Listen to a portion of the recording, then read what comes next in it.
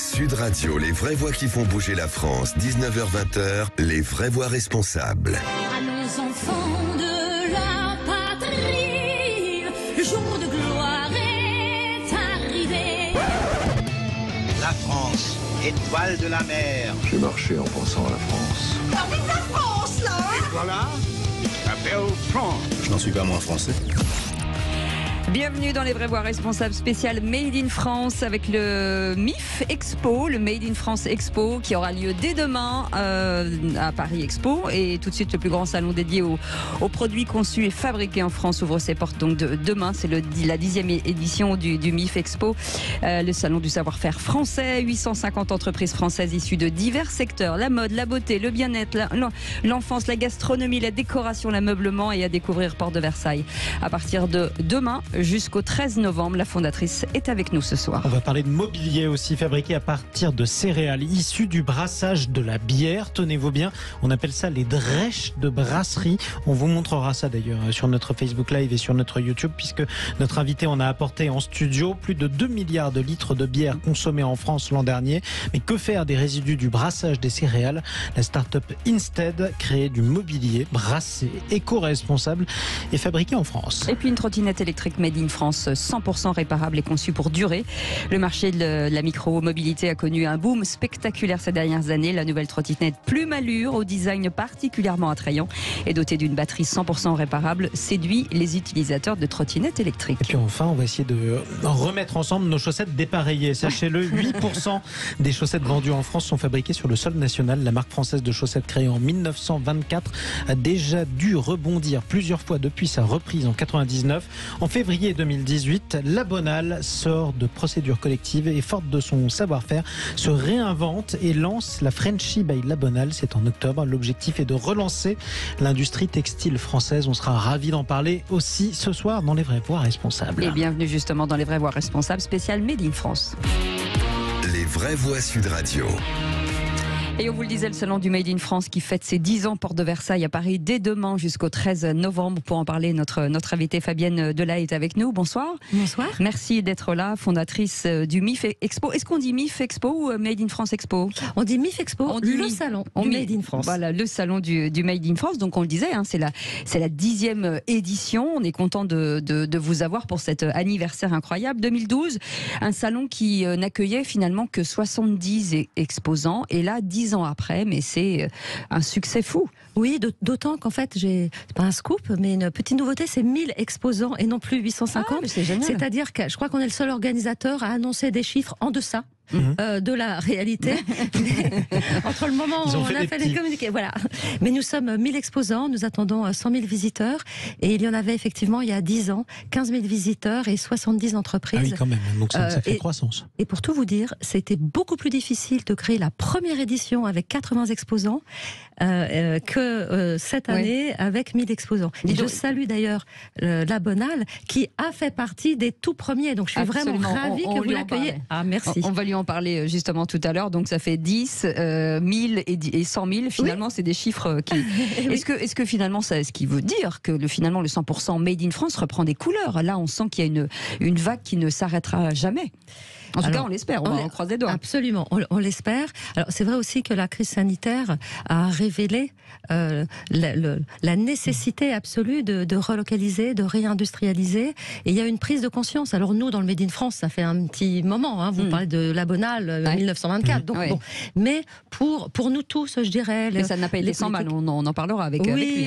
Je sais. Ouais. Et c'est vrai que cet engouement... il prend ses racines sur les enjeux qui se jouent avec le Made in France en termes d'emploi, en termes de préservation de savoir-faire. Et la somme de tous ces savoir-faire, c'est la richesse aussi d'un pays, en termes d'environnement, bien sûr, et de responsabilité sociale, salariale, sociétale, environnementale. Et puis des choses toutes bêtes, la possibilité simplement de réparer un produit défectueux. Ouais. Vous voyez, c'est ça. C'est tout bête, C'est mais pratique. c'est le Made in France. Et vous disiez à l'instant que c'était beaucoup plus difficile le premier salon avec 80 exposants. Qu'est-ce qui a changé depuis ? La prise de conscience des enjeux qui se jouent avec le Made in France. Alors, d'une façon générale, c'est toujours plus difficile de créer notamment un événement grand public, que une fois qu'il est installé, bon, il y a une régularité. On a réussi à créer, je dis vraiment on, parce que je tiens à saluer mon équipe. On est 8 filles, on nous appelle les MOF du MIF. Les meilleures ouvrières de France du Made in France. Exactement. Et on a créé donc ce salon pour arriver à faire un rendez-vous, je dirais, de la profession, si tant est qu'on puisse parler de profession, mais sur cette thématique du Made in France, on a créé un rendez-vous et c'était vraiment important pour nous de promouvoir des entreprises qui fabriquent ici, qui respectent les normes. Justement, Fabienne Delahaye, aujourd'hui, en pleine COP 27, c'est important de se dire que finalement, nous, on met en avant aussi des entreprises qui sont responsables. Absolument. Elles le sont parce que, d'une part, elles fabriquent, elles fabriquent près des lieux de consommation, en fait. C'est ce qu'on appelle un circuit court, voilà, tout simplement, d'une part. Et puis, d'autre part, il y a effectivement ce besoin de protéger la planète. Et de transparence aussi, que cherchent les consommateurs. Exactement. Et parce que quand on parle d'environnement par rapport aux produits importés et aux produits made in France, on pense spontanément au transport, c'est-à-dire acheminer des marchandises de made in ailleurs, je ne cite aucun pays. C'est pas mal. Effectivement, ailleurs. nous prend effectivement beaucoup de nos ressources. Mais il n'y a pas que ça. Il y a aussi le respect de normes sanitaires. Et je peux vous dire que quand vous avez des contrôles aléatoires en douane sur des produits, notamment les jouets, ce qu'on offre quand même à nos enfants, 60% ne respectent pas des normes strictes en France. Parce que les entreprises en France respectent des normes sanitaires hyper rigoureuses. Absolument. D'ailleurs, les douanes sont chez vous, sur le salon. Oui, tout à fait. C'est intéressant. Absolument. Et ils sont les bienvenus. On est ravis de les accueillir parce qu'elles ont aussi une pédagogie à faire vis-à-vis de tous ces visiteurs et de ce public. C'est aussi un tremplin pour des jeunes talents aujourd'hui qui n'ont pas forcément tout de suite accès à des consommateurs, et c'est une rampe de lancement, certains, pour d'autres aussi. Alors absolument. D'ailleurs, la preuve ce soir, vous en témoignez avec les jeunes entreprises que vous invitez. Et ça fait partie de nos objectifs. Et il y a de plus en plus de jeunes, justement, qui croient au Made in France, qui souhaitent fabriquer sur le territoire. Et vous m'en voyez ravis, et qui savent très bien faire un pont entre l'innovation, c'est-à-dire utiliser des moyens de la digitalisation, des moyens marketing nouveaux. Ils font très bien le pont avec des produits traditionnels. Oui, bien sûr. Et ils sont courageux, parce que c'est vrai qu'on en parlera dans quelques instants, mais c'est vrai que la situation en ce moment économique n'est pas évidente. En tout cas, ils sont très ingénieux et ils s'engagent, et ça c'est canon. Et créatif. Très créatif. Alors il y a des prix aussi, parce que l'intérêt c'est de faire bien sûr le salon du Made in France, mais c'est aussi de montrer dans l'innovation, dans certains produits, et de récompenser cette innovation. Alors oui, bien sûr, merci d'en parler. On a créé les grands prix de Made in France. On décernera ces grands prix demain soir à 18h, il me semble, sur le salon. Il flippe à côté. Bien sûr. Et oui, exactement. Nous avons deux candidats. Je ne connais pas les résultats, et personnellement, je ne vote pas. Moi, je les connais, si jamais vous voulez. Non, je plaisante. Moi, je peux les influencer, si jamais ça vous intéresse. Non, mais je me suis interdit de voter parce que je connais mieux des exposants que certains autres, et on a trouvé que c'était injuste. Donc mais qui vote? Alors, on a un jury. Sophie Guermin, que vous connaissez très bien à Sud Radio. Oui. On a un journaliste d'une radio concurrente. Le patron de la Chambre des métiers. Le président de la Chambre des métiers, Joël Fourny, qui a créé sur le salon un espace pour représenter 110 artisans sur 1500 mètres carrés, avec des démonstrations de savoir-faire. Donc, il fait partie du jury. Mais il y a aussi le patron public aussi. d'OFG. Qui peut voter. Absolument. C'est important de le dire. Oui, parce qu'il y a aussi le prix du public. Voilà, c'est ça. Et effectivement, le prix du public, eh bien, comme son nom l'indique, ce sont les publics. Alors eux, On ne sait pas du tout, parce que je ne sais même pas si c'est terminé pour le prix du public. Je ne sais pas jusqu'à quand ils ont pour voter. Allez, restez avec nous en tout cas, Fabienne Delahaye. Je rappelle que vous dirigez, vous êtes la fondatrice d'ailleurs du MIF Expo, le salon du Made in France. Vous avez eu le nez fin, effectivement, vous l'avez lancé. Et justement, tiens, on va parler de tous ces talents du Made in France, ces entrepreneurs qui relancent ou ces entrepreneuses qui relancent ou qui lancent des entreprises. On va parler des meubles fabriqués à partir de résidus du brassage de bière dans un instant. Vous allez voir, c'est spectaculaire. Et c'est français. Dingue, j'adore ça. Allez, bienvenue dans les Vraies Voix Responsables. Et c'est juste avec ce salon incroyable à partir de demain, je le rappelle, les dates bien entendu jusqu'au 13 novembre. C'est à Porte de Versailles, c'est la 10e édition du MIF Expo, c'est le salon du Made in France. Bienvenue sur Sud Radio, à tout de suite. Sud Radio, les vraies voix qui font bouger la France, 19h-20h, les vraies voix responsables. Responsable, oui, pas autant qu'eux, parce que c'est vraiment de jolis entrepreneurs que nous avons à l'occasion du salon du Made in France, le MIF Expo qui a lieu dès demain. Il faut y aller absolument jusqu'au 13 novembre. C'est à la porte, c'est à la porte de Versailles. Je cherchais. En tout cas, notre invité ce soir, c'est plus de 2 milliards de litres de bière, on l'a dit tout à l'heure, ont été consommés en France l'an dernier. Mais que faire des résidus de brassage de ces céréales? Eh ben, on a quelqu'un en face de nous qui a eu une idée assez incroyable. Notre invité, c'est Franck Grossel. Merci d'être avec nous. Bonsoir. Bonsoir. Vous êtes fondateur de la start-up Instead, qui est l'immobilier brassé. Alors vous, à la base, vous êtes ébéniste, vous êtes designer et, pour ceux qui nous écoutent, et amateur de bière. Et ces trois référents fait de vous une entreprise très innovante. Racontez-nous cette histoire incroyable. Tout à fait. Et on peut ajouter aussi soucieux de l'environnement, parce que c'est ce qui a donné naissance à ce projet-là. Donc vous avez tout dit en fait. Mon domaine de prédilection, c'est le mobilier. J'ai ensuite étudié le design produit et pour vraiment aller dans le sens de mes convictions et de ma passion, j'ai décidé de conjuguer un petit peu l'ensemble et de créer ce projet dans le cadre de mon projet de fin d'études à l'école de design de Nantes, où j'ai été diplômé en 2018. Et donc ça fait maintenant 4 ans que je me suis lancé dans cette aventure un petit peu incroyable, puisque il y a encore 4 ans, je ne savais à peine faire la différence entre le hors-taxe et la TVA. Et tout s'est un petit peu créé autour de ça. Projet... Ça va arranger le fisc qui nous écoute. Ce que je veux vous dire, c'est que faut juste expliquer que ça n'a pas été un long fleuve tranquille. Absolument. C'est-à-dire que vous avez failli à un moment donné tout abandonner, parce que c'est quand même difficile, le parcours est compliqué. Si on nommait la période Covid, effectivement, se lancer dans un projet comme celui-ci avec zéro argent en poche, avec juste une seule volonté, faire changer les choses à son échelle, c'est vrai que ce projet-là, il a été audacieux, mais aujourd'hui, on est plus que fiers de pouvoir le porter encore et de le développer et de l'emmener à encore une autre échelle. À partir de quel moment vous vous êtes dit, on va essayer, je suis ébéniste, c'est ma passion, je vais essayer de faire des meubles à partir du résidu de brassage de bière, parce qu'on n'a pas tous cette idée comme ça un matin au réveil. Non, c'est certain, mais comme vous l'avez dit, en fait... Après une gueule de bois, il t'a En tout cas, l'idée est arrivée avant. L'abus d'alcool est dangereux pour la santé, en plaisant, bien sûr. Mais comme vous l'avez dit, amateur de bière, dans le sens où aujourd'hui, moi, je m'intéresse réellement à différents procédés de brassage, différentes typologies de bière. Je goûte des années de brassage différentes pour savoir ce qui aurait pu influencer les différents goûts. J'ai une application sur laquelle je renseigne les bières que j'ai goûtées avec des commentaires pour savoir où est-ce que je l'ai bu, si je l'ai déjà bu, etc. Donc quand je parle amateur de bière, c'est passionné. Et en fait, à partir d'un moment, je me suis quand même posé la question à savoir comment est-ce qu'à partir de simplement 4 ingrédients, on pouvait faire autant de styles de bière différents. Et quand je suis rentré un petit peu dans le procédé, j'ai découvert cette matière-là, qu'on appelle la drèche de brasserie, et qui correspond finalement à 30% de ce que vous avez dans votre verre. C'est ce qu'on appelle des résidus. Alors, les résidus qu'on appelle la drèche. Voilà, c'est ça. Voilà.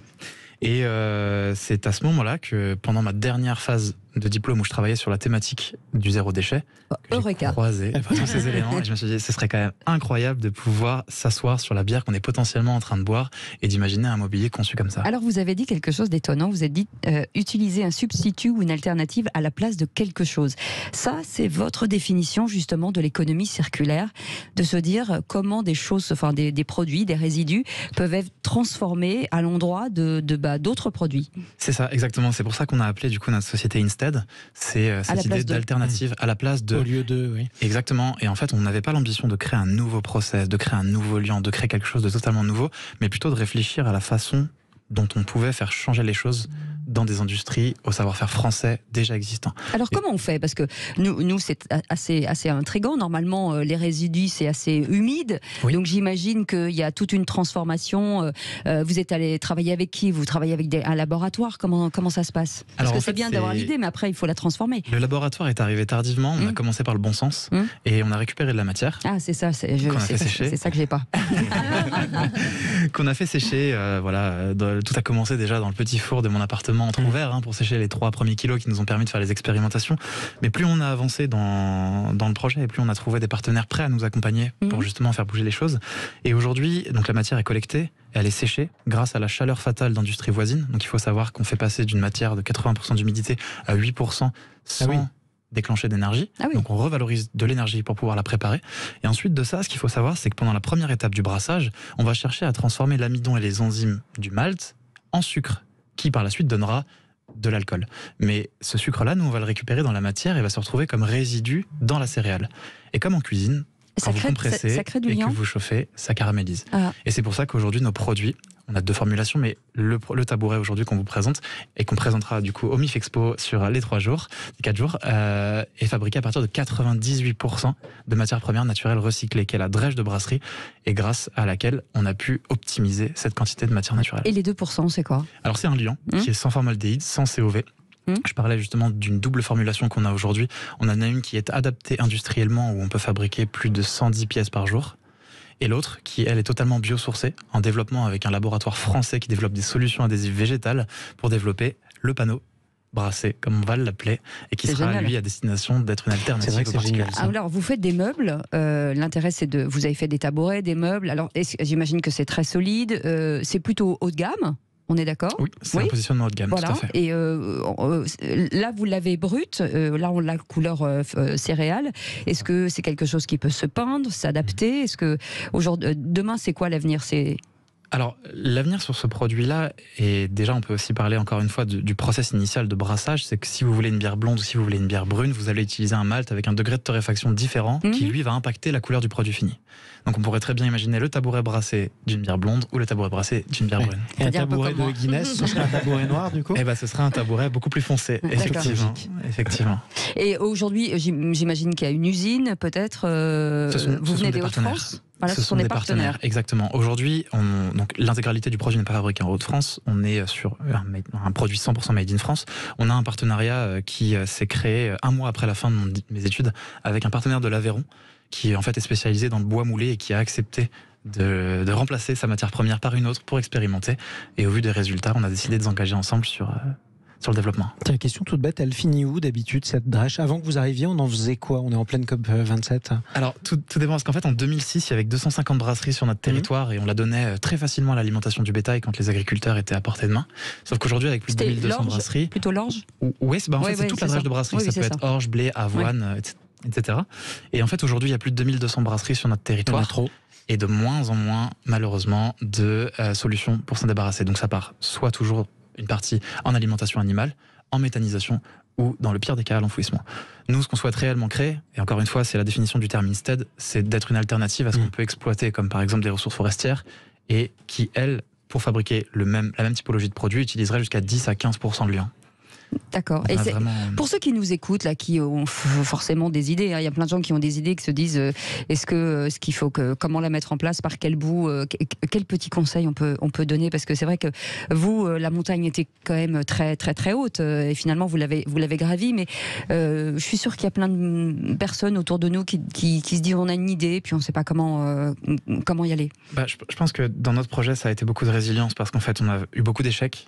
Et on ne s'est jamais dit, en fait, c'est que ça ne mérite pas d'être expérimenté encore plus. On arrête là et on change de sujet. Mais en fait, nous, on s'est quand même vachement accroché. On a passé, avant que le premier tabouret naisse, on a quand même passé 3 ans à chercher la solution. Que ça soit sur le liant, que ça soit sur l'agent démoulant, que ça soit sur la température, sur la provenance de la matière, sur plein de choses. Mais en fait, la première pièce n'est pas sortie au bout du premier essai. Au contraire. Oui. Merci en tout cas d'avoir été avec nous. Vous restez avec nous, Franck Grossel, fondateur de cette start-up Instead, le mobilier brassé. Vous avez peut-être des partenaires ou que vous voulez citer, à qui vous voulez dire merci? À tous nos partenaires industriels. Ils seront longs à citer, mais c'est grâce à eux qu'on en est là aujourd'hui. Et à Robin, mon collègue aujourd'hui, qui me supporte au quotidien. C'est déjà pas mal. C'est ce que je dis à mon co-animateur. Restez avec nous dans un instant, la suite. On va parler notamment de ces autres entreprises françaises, Made in France, qui essayent de lancer de nouvelles trottinettes Made in France. On en parle dans un instant avec Plume. C'est notre prochaine invité, c'est le nom de son entreprise en tout cas. Comment ces entreprises aussi traversent la crise? On y est tous confrontés en ce moment. C'est une question qu'on va poser à notre invité. Et c'est une question que Jean-Jacques Bourdin posera demain à son invité Michel-Édouard Leclerc, qui sera son invité à partir de 10h. Combien va coûter votre panier de courses dans un mois, dans 2 mois, dans quelques jours même? Quels produits vont augmenter? Comment faire face? Parlons vrai chez Bourdin de 10h à 11h demain, en tout cas avec Michel-Édouard Leclerc et Jean-Jacques Bourdin. Et restez avec nous, on revient dans un instant. On vous le disait, avec la 10e édition du MIF Expo, le salon du Made in France est à partir de demain à Paris. Et restez avec nous, c'est pas le grand matin Sud Radio, parce que ça c'était avant, c'est les vraies voix sur Sud Radio. À tout de suite. Sud Radio, les vraies voix qui font bouger la France. 19h-20h, les vraies voix responsables. Et même les vraies voix du Made in France ce soir. Exactement, 100% Made in France, puisqu'on parle de ce magnifique salon dont on fête les 10 ans. Plus de 1000 entreprises seront présentes. C'est à partir de demain. On voit Fabienne, puisque vous êtes là, Fabienne Delay, demain, à partir de demain, c'est à partir de demain, 10h, porte de Versailles. À Paris. Demain, puis vendredi, samedi et dimanche à Paris, porte de Versailles. On vous attend nombreux. Tous les talents des entreprises françaises que vous pouvez découvrir au MIF Expo qui fête sa 10e année. Et puis d'ailleurs, un de ces talents, c'est notre nouvelle invitée. Oui, c'est une trottinette électrique qui a fait plein d'adeptes dans nos villes. En tout cas, certains y voient une évolution positive vers la mobilité douce, d'autres une pratique mal encadrée et dangereuse. Et on va vous expliquer que certains réfléchissent justement à tous ces points. Clément Ducatez est avec nous. Bonjour, bonsoir, merci d'être avec nous. Vous êtes responsable communication de Plume Allure. Alors, Plume Allure, cette trottinette, c'est une révolution dans le monde de la trottinette, puisque si je ne m'abuse, vous l'avez réfléchi avec les consommateurs pour dire qu'est-ce qui est bien et qu'est-ce qui n'est pas bien, et est sorti ce produit incroyable. Tout à fait. Le but, c'était de d'avoir un point de vue utilisateur et non utilisateur aussi. C'était important parce que les usagers de la route finalement sont les premiers concernés, et donc du coup on a fait beaucoup de tables rondes pour connaître les différents avis, les différents retours, et c'est vrai qu'il y a des choses qui se sont dégagées, notamment la sécurité. Oui. Et la sécurité, sujet important, et très important, mais aussi l'autonomie, parce qu'aujourd'hui la trottinette électrique, c'est plus un loisir, mais c'est aussi un moyen de transport à part entière pour aller au travail par exemple. Donc l'autonomie et aussi le côté durable et éco-responsable, c'est très important. Absolument. Vous parlez de sécurité, c'est difficile, la sécurité effectivement des usagers, c'est compliqué. Vous avez imaginé quelque chose, de se dire que finalement vous allez mettre un point sur la visibilité de la trottinette, parce que c'est aussi souvent le problème de jour ou de nuit, de se dire comment on peut les voir. Et vous avez trouvé une idée très étonnante. Tout à fait. L'hyper-visibilité, être vue à 360 degrés, c'était vraiment notre volonté première. D'où, en fait, il y a 2 parenthèses qui sont à l'avant, c'est des feux LED qui sont allumés comme sur une voiture, de jour comme de nuit. On a aussi un phare donc qui va jusque 10 mètres, le petit P qui est également allumé, et on a, et ça c'est quelque chose qu'on adore et qui pour la sécurité est vraiment fort, c'est des clignotants. Qui sont sur toute la parenthèse, à l'avant et à l'arrière. Qu'il faut utiliser, je vous rappelle. Tout à fait, qu'il faut utiliser. Plus besoin de mettre la main, donc il y a aussi cette sécurité-là. Et à l'arrière, c'est un feu à freinage dynamique. Donc comme sur une voiture, je freine, ça devient un peu plus rouge. Et pareil, j'ai les clignotants à l'arrière. Donc on a vraiment cette hyper visibilité. C'est presque une voiture, mais sur une trottinette. Tout à fait. Et en tout cas, on la voit, tout le monde la voit. C'est pas la seule question, j'imagine, la sécurité que vous vous êtes posée. Est-ce qu'il y avait d'autres? L'autonomie, comment vous l'avez améliorée? L'autonomie, mais il y avait aussi la stabilité. Parce qu'en fait, ça rejoint en fait la sécurité, mine de rien. Et c'était aussi la stabilité. Donc on a cette double fourche. Donc c'est une première sur le marché à l'avant. Habituellement, on n'a qu'une fourche, comme on peut le voir sur une trottinette. Il y a qu'un bandeau de direction. Là, il y en a 2, ce qui fait qu'on a vraiment une vraie stabilité finalement sur la trottinette.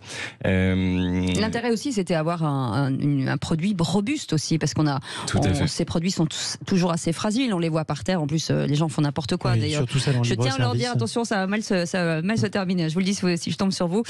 Non, je plaisante, mais c'est vrai qu'il fallait des produits robustes. Du coup, fabriqué en France, on est certifié Origine France Garantie. Donc c'est la première trottinette électrique sur le marché à l'être.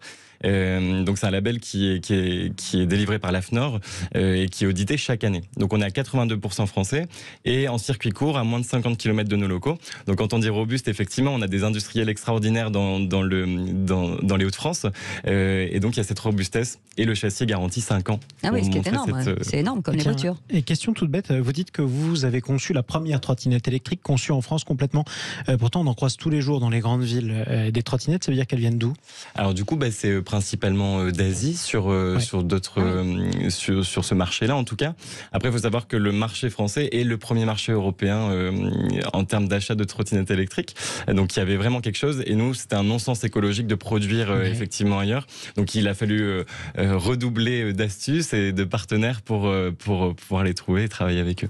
Ce qui était important aussi, c'est le côté, c'est pas upcycling, mais en tout cas, c'est de réparer, de pouvoir la réparer, parce que on a tendance, dès qu'une trottinette est cassée, à la mettre à la benne. Et vous, elle est réparable. Tout à fait. C'est l'anti-obsolescence programmée. Le but, c'est pas d'avoir un engin et de le garder 2 ans. On est sur une voiture, finalement, on la garde 3 ans et plus, même beaucoup plus. Donc c'est ce qu'on a voulu faire. Donc c'est un engin qui est 100% réparable jusqu'à la batterie. Donc la batterie, habituellement, on a un bloc de batterie. Là, les cellules ne sont pas soudées entre elles. Je peux donc changer une cellule qui est défectueuse et la recycler, parce qu'on est dans cette filière de recyclage. Et donc du coup, c'est connecté avec une application et donc je sais où est-ce que j'ai un problème sur ma trottinette. Des vidéos tutoriels sont mises à disposition sur notre site pour pouvoir le faire soi-même de manière simple et ludique. Le but, c'est que ce soit pas une corvée, bien au contraire, mais plus la satisfaction qu'on peut avoir à faire quelque chose. Mais on a aussi un support qui est dédié au cas où si on perd patience. Aidez-moi, mais elle est fabriquée où aujourd'hui? Alors du coup, on est à moins de 50 km de nos locaux. Donc nous, on est basé à Saint-André-les-Lilles. Et du coup, on a notre partenaire WTX qui est à Roubaix, on a Neuville-en-Ferrain. Voilà, c'est vraiment des villes à côté de Lille. Et quel accueil avez-vous reçu? Est-ce que c'est plutôt une jeune génération ou finalement elle s'adresse à tout le monde, cette trottinette? Elle s'adresse plutôt à tout le monde. On a vraiment cette sécurité, mais on a à la fois le design, donc on a la sécurité qui peut rassurer les parents, mais on a aussi le design qui plaît à tout le monde finalement, qui a cette singularité sur cette trottinette électrique. Donc c'est vrai qu'elle plaît plutôt à tout le monde. Donc, oui, parce que c'est presque une identité en fait que vous avez créée. L'identité de la marque, elle est tellement reconnaissable parmi les autres qu'on sait que c'est vous. Tout à fait. Ça a été vraiment le but, c'est d'avoir quelque chose de reconnaissable. Là où signature, exactement. C'est un produit héros en fait, la plume Allure.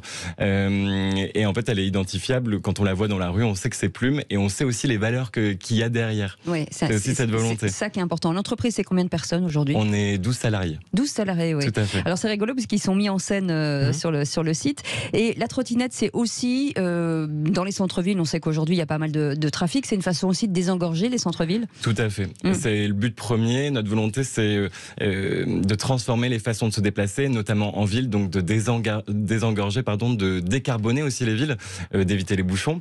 Et quand je suis arrivé chez Plume, c'est vrai que la première chose que je me suis dit, donc j'ai commencé à prendre une trottinette de fonction, parce qu'on en a à disposition. Ah, c'est magique. Tout à fait. La trottinette de monsieur est avancée. Exactement. Et du coup, ce qui était agréable, c'est qu'en fait, je mettais beaucoup moins de temps en trottinette qu'en voiture. Donc ça a été vraiment un avantage et c'est une vraie force chez Plume. Alors vous serez aussi au salon du Made in France. C'est l'occasion aussi, je le disais en début, en prélude, de croiser des consommateurs qui ne vous connaissent pas et peut-être de faire des croisements avec des entreprises ou des partenariats ou d'imaginer des choses ensemble. Tout à fait. On a eu la chance de pouvoir faire aussi un partenariat avec la marque Air Pure sur des salons. Ça permet aussi ça et c'est une marque française et qui partage les mêmes valeurs. Donc c'est quelque chose effectivement où on peut rencontrer d'autres personnes. Donc c'est super. Et il y a moyen de l'essayer ou pas? Il n'y a pas moyen d'essayer. Elle sort au printemps 2023. Ouais. Et en tout cas, tout y est. Il y a les prototypes. Vous pourrez les regarder et poser toutes vos questions. Vous avez un objectif, chiffrer le nombre de trottinettes produites. Si vous êtes 12 d'ailleurs, tiens, 1 milliard. On n'a pas d'objectif. Là, on est sur de la précommande. Ouais. On a déjà fait une campagne de crowdfunding du coup en mars. On a atteint notre objectif de 50 000 €. On a eu 48 contributeurs sur une marque que personne ne connaissait, sur un produit que personne ne connaissait. Et du coup, on n'a pas forcément d'objectif. Là, effectivement, c'est une rencontre avec l'utilisateur et la possibilité de précommander la trottinette, de nous poser les questions et de rentrer dans notre univers. Est-ce qu'on peut être un peu fou, avoir sa couleur préférée, avoir qu'elle soit totalement, si j'en achète une, avoir mon nom dessus, ma photo? Non, je plaisante. C'est pas du tout comme ça. On va faire une édition spéciale, Cécile, mais même une trottinette en résidu de brassage de bière, pourquoi pas demain? Pourquoi pas? Non, mais de se dire que c'est la sienne, est-ce qu'on peut on pourra la... Du coup, à l'occasion du Made in France, on a une personnalisation, on a un numéro de série qui est choisi lors de la précommande. Ah, c'est génial. Donc ça, c'est vraiment dans la personnalisation, mais effectivement, dans les années futures, il y aura cette possibilité de personnaliser la trottinette. Il y aura de nouveautés qui vont arriver avec Plume. En tout cas, on vous souhaite à tous les deux, hein, c'est vrai, peut-être de gagner l'un des prix de ce salon. Dans un instant, la suite, on va vous parler d'une entreprise qu'on aime beaucoup et qui affectionne, enfin en tout cas qui est très très très lié forcément à ce salon puisqu'il était déjà là il y a 10 ans. Il est encore là tous les jours, ça s'appelle la Frenchy by La Bonale. Dominique Malfait est avec nous, merci d'être avec nous en tout cas. Ne bougez pas, on sera avec vous dans quelques instants, le temps de faire une petite pause et on revient tout de suite. Bienvenue, les Vraies Voix Responsables spécial Made in France à l'occasion de ce salon, le MIF Expo, donc le salon du savoir, pas du Made in France, à partir de demain à Paris. À tout de suite. Sud Radio, les vraies voix qui font bouger la France, 19h-20h, les vraies voix responsables. Les vraies voix qui Made in France ce soir jusqu'à 20h avec Cécile de Minibus. Et nos invités, on parle des entreprises qui vont vivre le Made in France que vous pourrez découvrir d'ailleurs à partir de demain à Paris au MIF Expo, c'est le salon des entreprises du Made in France. Notre dernier invité était présent à la première édition. Ouais, c'est un peu le chouchou, hein, c'est un peu le chouchou de ce salon. Il est avec nous, Dominique Malfait. Merci d'être avec nous. Bonsoir. Bonjour. Vous êtes directeur général de la Frenchy by La Bonale. Vous faites fabriquer des chaussettes. On va juste revenir avec vous, Fabienne, parce que c'est vrai que c'est un petit peu votre chouchou. Il est là depuis 10 ans. Ça a été l'un des premiers à vous faire confiance. Absolument. Non seulement il est là depuis 10 ans, mais il a fait chaque édition. C'est-à-dire d'une fidélité totale. Et c'est important, justement, je voulais simplement ajouter quelque chose concernant le salon, justement pour tous les auditeurs, c'est que le salon est gratuit sur préinscription sur le site mifexpo.fr. Et si vous n'avez pas d'invitation, parce que vous avez oublié, parce que votre internet est en panne, c'est toujours possible. Vous venez sur le salon, vous payez un droit d'entrée de 10 €, mais que nous remboursons au premier achat. Voilà, donc vous pouvez acheter des chaussettes La Bonale et nous vous rembourserons. On part avec vos 10 un €. tabouret, une trottinette et avec une paire de chaussettes. Mais pas tout pour 10 €. Voilà. Dominique Malfait, alors on le voit depuis le début, ce sont des histoires humaines en fait, tout le Made in France. Vous rentrez dans cette entreprise il y a quelques années, je ne veux quelques décennies, et puis tout à coup vous devenez un patron de cette entreprise et l'entreprise est à vendre et vous décidez de la racheter. Alors, rapidement. Oui, en fait, c'est même pas ça. C'est que l'entreprise appartenait à un groupe et le groupe décide de fermer l'entreprise pour délocaliser, comme il y a 25 ans, comme c'était la mode, monnaie courante. Ouais. Délocaliser l'entreprise, fabriquer à moindre coût dans les pays à bas salaire. Et moi, j'ai toujours été un grand défenseur du Made in France et je me dis, on peut pas laisser filer ce savoir-faire, c'est trop dommage, quoi. Et il faut faire quelque chose. Donc, alors, j'ai fait un projet de reprise avec moins d'effectifs, mais on a redémarré après quelques négociations difficiles. On a redémarré en 99 avec une entreprise toute neuve, mais qui avait déjà. C'était difficile de négocier avec les salariés parce qu'ils étaient moins nombreux et avec les salariés et les partenaires. Parce qu'à l'époque, personne ne croyait au Made in France. Vous avez trouvé une banque il y a 25 ans, leur disant je veux racheter une entreprise qui fait du textile en France. Tout le monde dit mais attendez, vous avez perdu la tête. Vous avez un problème là. Ça se fait plus, quoi. Donc il faut convaincre. C'est ça.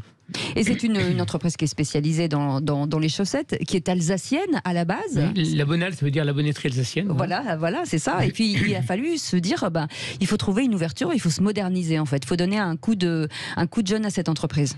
Alors voilà, on avait notre marque emblématique qui est la marque La Bonale, et on a eu, comme toute entreprise, des hauts, des bas. Et il y a 5 ans, on avait une procédure collective qui nous a...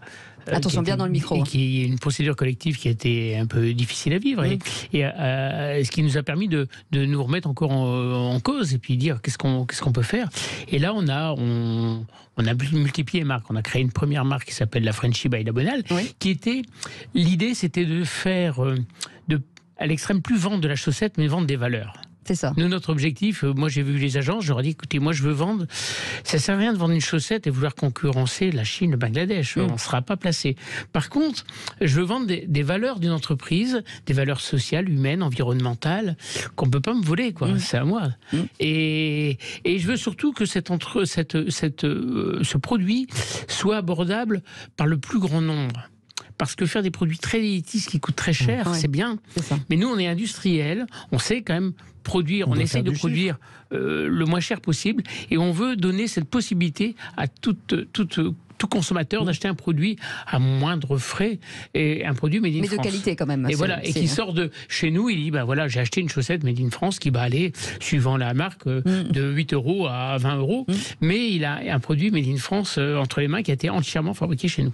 Et aujourd'hui, le marché de la chaussette made in France, c'est un marché qui représente combien c'est quoi le pourcentage aujourd'hui? Alors c'est 5-6 entreprises qui représentent moins de 5% de la consommation française. Ah oui. C'est le côté assez aberrant, c'est qu'aujourd'hui on a laissé filer ce marché, comme beaucoup d'entreprises du textile, par de l'appât du gain. C'est facile de produire à l'autre bout de la planète parce que ça coûte pas cher. Et on a laissé filer tous ces marchés. Et résultat, on se retrouve maintenant avec des métiers qui sont relativement simples parce que la technologie nous a bien aidés.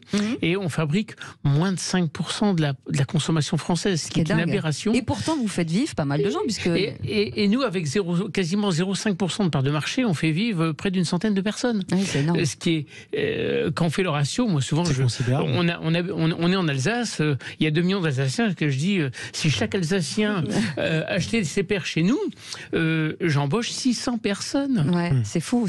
Comment on peut vous aider d'ailleurs? Il y a un site forcément.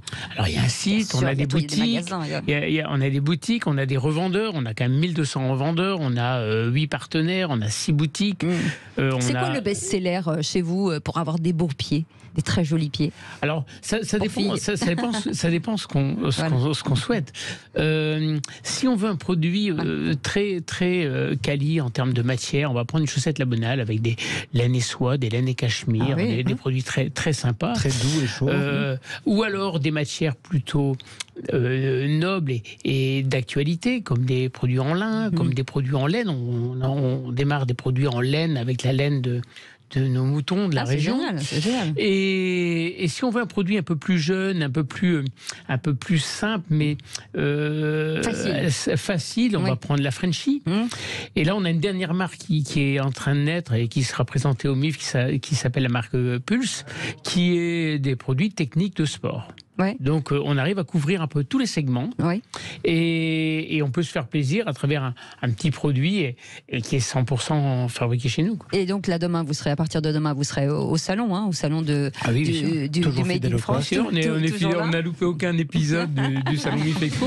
Et il faut savoir que il y a 11 ans, parce qu'il y a eu un break d'1 an avec le Covid, mais il y a 11 ans, quand au premier salon, Fabienne m'appelait plusieurs fois, elle me lâchait pas, et puis moi j'avais dit oh non, encore quelqu'un qui veut faire quelque chose sur le Made in France. Je travaille. Et puis elle m'a pas lâché. Puis à la fin, j'ai dit oui, je vais venir quand même pour avoir la paix. Et puis voilà, on a fait ce salon. Puis on a trouvé, c'était à l'espace Champéret. C'était très confidentiel, familial. Et puis j'ai trouvé vraiment sympa parce que à la fois les visiteurs, ils sont convaincus quand ils viennent au salon Made in France. Et on a aussi un environnement avec les différents partenaires et exposants du salon, que ce soit des start-up, des gens c'est une grande famille. Et c'est très sympa de dialoguer avec différentes générations, différentes tailles d'entreprises, différentes idées. Et cette ambiance est très très sympa. Bon, en tout cas, ça donne vraiment envie d'y aller. Merci beaucoup d'avoir été avec nous. Merci à tous les 4. Je vais remercier Fabienne Delahaye, fondatrice du MIF Expo. Donc c'est le salon du Made in France. Merci en tout cas d'avoir été là. Merci. On vous souhaite un très très bon salon et beaucoup de succès aussi à tous nos invités. Merci beaucoup Franck Grossel d'avoir été avec nous, fondateur de la start-up Instead, qui est du mobilier brassé. Bravo en tout cas. Merci. Aussi, on aime beaucoup Clément Ducates qui était la responsable de la communication de Plume. Allure, avec trottinette électrique magnifique. Et puis merci à vous surtout Monsieur Dominique Malfait en tout cas d'avoir cru en eux depuis tant d'années, et on est ravis que vous soyez sortis d'affaires et que l'entreprise enfin émerge. Directeur général de la Frenchie by La Bonale. Allez sur leur site internet, allez voir ce qu'ils font. En tout cas, c'est canon. Et nous, on y sera bien sûr avec Sud Radio. Et vous nous raconterez, vous nous direz si l'un de vous a gagné un joli prix. Quand même, en attendant, dans un instant, on trouve un poète made in France et même made in Toulouse. C'est Yvan Cujous qui est avec nous ce soir. Ça va, bonsoir Yvan. Salut les amis, oui, ça va très très bien. Oui, vous êtes made in France, vous? Oui, made in France, made in Toulouse, c'est ça. Toulouse to win, comme disait Claude Nougaro. Toulouse to win. Au programme du Love Music ce soir, Yvan. Nous sommes justement, le lien est tout fait avec Richard Galliano qui est là à côté de moi et avec son accordéon et qui a joué notamment avec Claude Nougaro, bien évidemment. Il est là et il est en face d'une autre invitée avec deux univers différents ce soir, comme tous les soirs d'ailleurs dans le Love Music. Elle s'appelle Sheila et c'est une jeune rappeuse qui en est à son deuxième album. Elle s'installe juste à côté de moi. Sheila qui est une jeune femme qui a été repérée sur son premier album et qui sort un deuxième album très attendu et dont on parle ce soir avec Richard Galliano. Sheila, ça promet de jolies discussions. Comme d'habitude, on va Sud Radio. encore adorer. On vous souhaite une belle émission. Merci beaucoup les amis. Et demain matin au programme, et bien le Grand Matin Sud Radio d'abord, et puis vous allez retrouver sur tout cet événement à partir de 10h. Parlons vrai chez Bourdin, Jean-Jacques Bourdin qui reçoit Michel-Édouard Leclerc. Combien vont coûter vos courses demain? C'est le moment de poser la question. 0826 300 300. Vous aurez la parole chez Jean-Jacques Bourdin en compagnie de son invité. On vous souhaite une excellente soirée. Tout de suite, conseil de famille sur Sud Radio, mais avant ça, on retrouve Philippe David et Stéphane Moller, conseil de famille. Salut, à demain.